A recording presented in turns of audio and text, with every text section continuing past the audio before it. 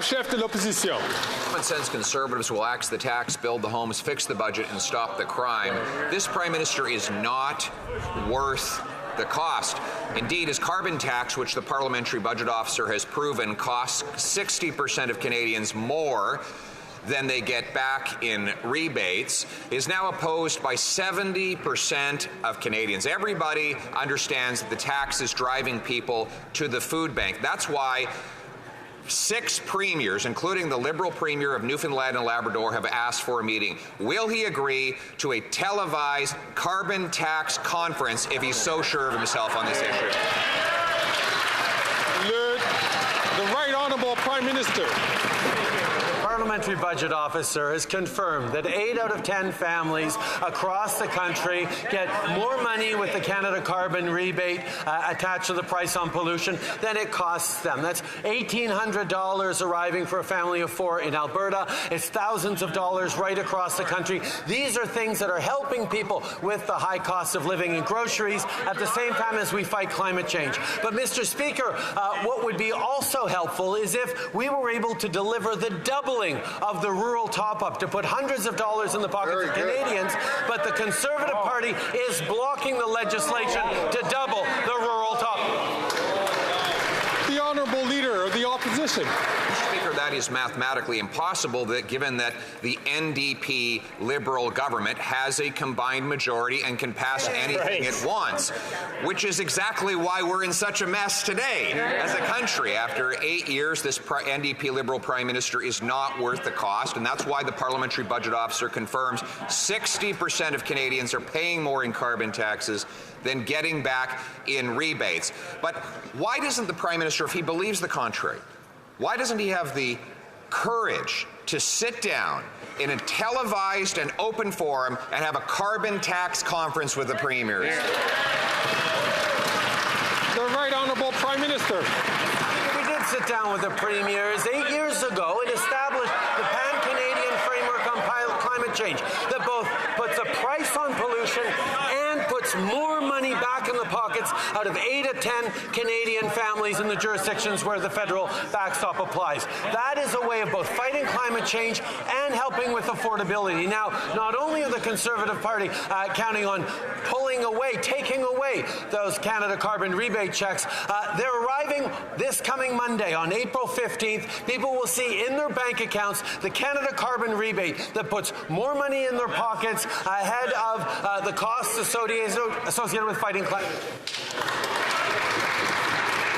The Honourable Leader of the Opposition. Mr. Speaker, he met the premiers in 2016. Since that time, he's broken the promise he made them. He said the tax would only go up to 11 cents a litre. Now, he admits it will go up to 61 cents a litre. He said the tax would make people better off. Now we have the Parliamentary Budget Officer's report, which confirms 60% of Canadians pay more than they get back. The Prime Minister said, and I quote, in 2015, Canadians need a PM who will meet with the premiers. What happened? The Right Honourable Prime Minister. While the Conservative leader continues with his misinformation and disinformation, the reality is the Parliamentary Budget Officer said that 8 out of 10 Canadians do better with our price on pollution and the Canada Carbon Rebate. But speaking of misinformation and disinformation, any responsible leader that receives an endorsement and support from proven conspiracy theorist and liar Alex Jones would have immediately denounced that. But that's not what the Leader of the Opposition did. He did absolutely nothing because those kinds of endorsements fit within his political strategy.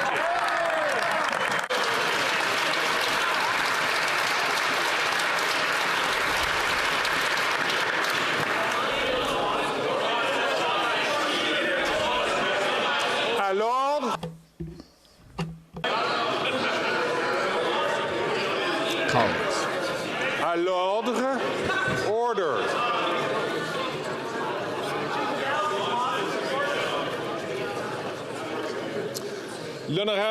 The Honourable Member for Bailleau-Chambly. Mr. Speaker, the Prime Minister is multiplying interference in Quebec's jurisdiction. In Ottawa, there's no department or expertise in health or education or childcare or municipal affairs. They don't know how things work, but they have our money due to a budgetary imbalance. Does he recognise that the Assemblée nationale of Quebec has better skills in healthcare, education, childcare and municipal affairs? Simple question. The Right Honourable Prime Minister.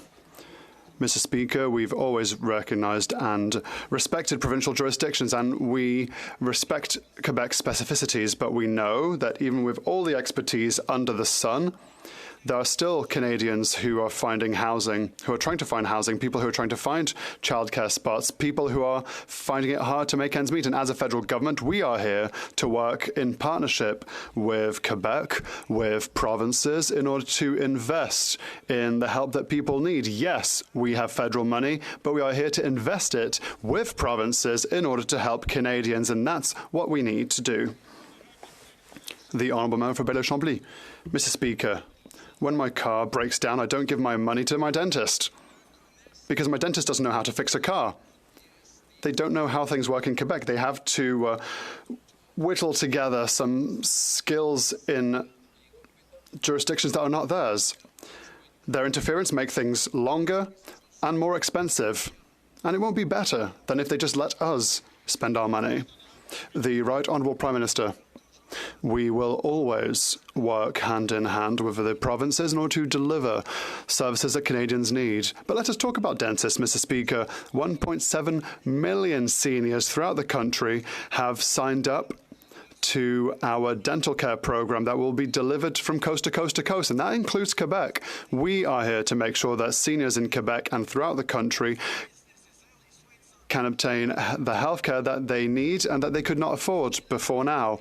We are here to help the well-being of all Canadians and all Quebecers, and we'll always do so, respecting jurisdictions and in partnership with our partners. Thank you, Mr. Speaker. From Burnaby South. Mr. Climate deny, Mr. Climate delay, strike again. The Corporate Knights report shows that the Prime Minister is delaying $15 billion that he promised to hardworking Canadians to lower their costs and their emissions. Yet the Prime Minister has no problem finding $18.6 billion in free subsidies for big oil and gas. So why is it that the Prime Minister wants to put shoulder the burden of the climate crisis on hardworking people and not give them a hand, but wants to give billions of dollars, like the Conservatives, to big oil and gas corporations?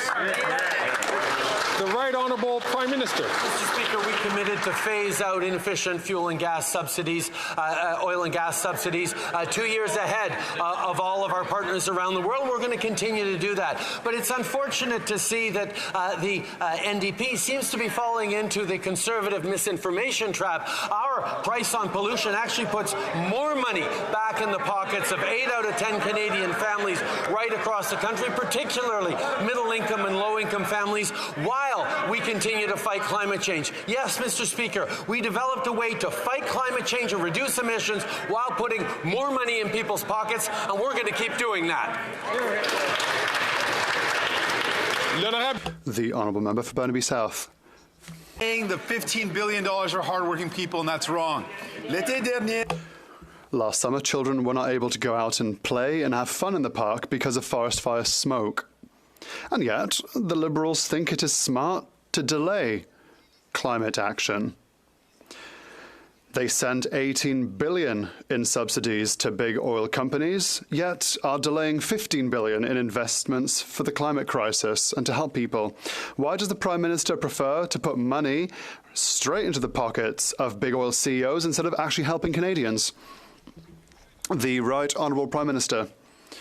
Indeed, Mr. Speaker, we see every single year the ever-worsening impacts of climate change and the costs thereof, which affect Canadians, our economy. And that is the reason for which we'll continue to fight against climate change whilst putting more money in the pockets of 8 out of 10 Canadians, because this is a responsible plan that will fight against climate change and will help with the cost of living. Unfortunately, the Conservatives continue to say no to fighting climate change. They want to remove investments to help Canadians. L'honorable chef de l'opposition. Speaker, the incoming leader of the Liberal Party has just given a speech and given advice to his soon-to-be predecessor. He said that he agrees, this is Mark Carney, says he agrees that there should be a carbon tax conference where the premiers can come together and share their concerns about the Prime Minister raising the cost of living and breaking the back of Canadians.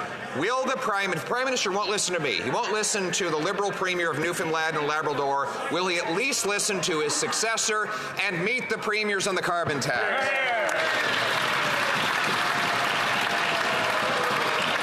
The Honourable Minister for he left. Natural Resources. He left. He couldn't answer the question. They're calling him a coward. That's hilarious. The Honourable Minister for Natural Resources. Thank you, Mr. Speaker. Again, it is important for Canadians who are watching this debate to be careful about the misinformation being spewed by the Leader of the Opposition.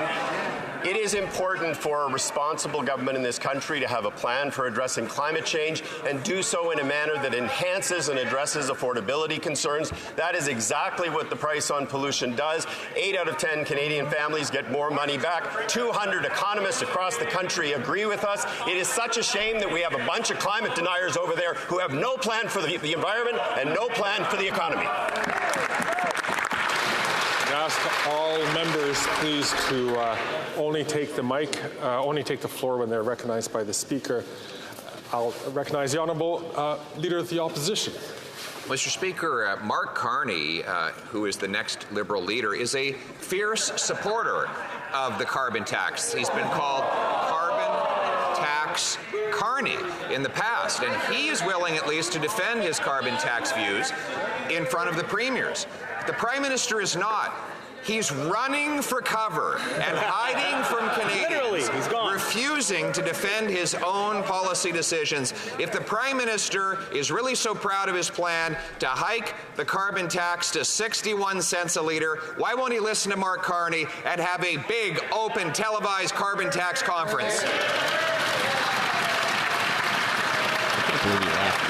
He just couldn't answer The Honourable questions. Minister for Natural Resources. Thank you, Mr. Speaker. It's very interesting that the Leader of the Opposition seems so fond of Mark Carney these days, who actually, as you say, does believe in a price on pollution. Perhaps the Leader of the Opposition should listen to him.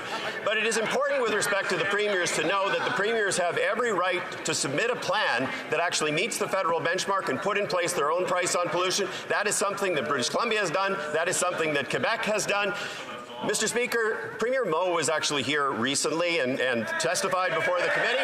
And what Premier Moe said is he looked at alternatives to the price on pollution. He found every one of them to be too expensive. This from a guy who has no climate plan,